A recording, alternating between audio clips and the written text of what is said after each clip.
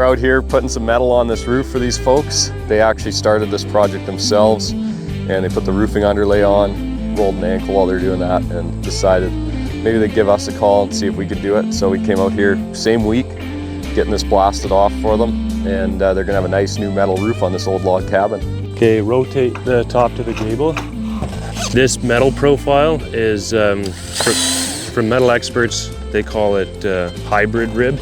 So it looks like standing seam or like a snap lock style roofing, but it comes in 3-foot wide sheets. Definitely a lot cheaper. I don't know exactly how much cheaper, but a fair bit cheaper than going that snap lock route. Still looks really nice. These cedar shake roofs are just the perfect candidate to have metal roofing put on them. As you can see, it's got some pretty old cedar shake on it.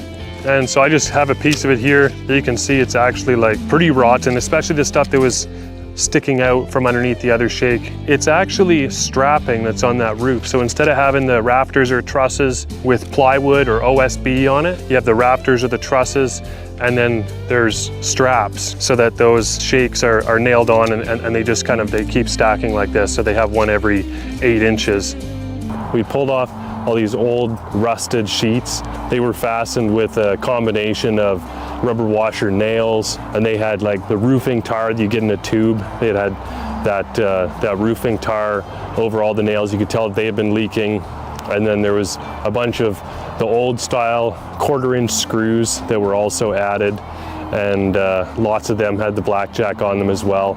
So obviously this roof had some leaking problems in the past, and you know, once we started pulling those sheets off, there was some straps that were rotten as well, and so it was obvious that quite a bit of water got in there. We were able to get the metal off, replace those straps that were rotten, get new metal all on it. This stuff's gonna hold up for a long time now.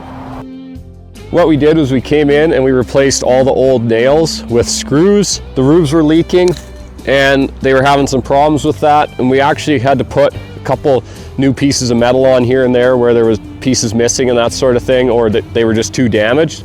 But overall, we were able to reuse the metal that was already there. We put new screws in the same holes that the nails were in. What that's going to do is just extend the lifespan of these buildings by another decade or more, and stop that leaking, stop the deterioration of the structure that is underneath. And we had to be real careful putting them in, because the roofs are so old and stuff, you could easily spin a screw out if you weren't careful about it. But we did a careful job, got all of those replaced, plugged all those holes, so they're gonna have a lot less leaks, or no leaks preferably. There's some patches here that obviously don't have any insulation. You know, you can see the purlin, then there's these big blobs where all the heat's leaking out. Like, the insulation's very thin, and this is in the roof, which should have the most insulation since heat rises. And then we look over here at this side. It's just a lot of heat loss in this roof. Here you can see this ripped off in some wind or whatever, and this OSB is just junk now.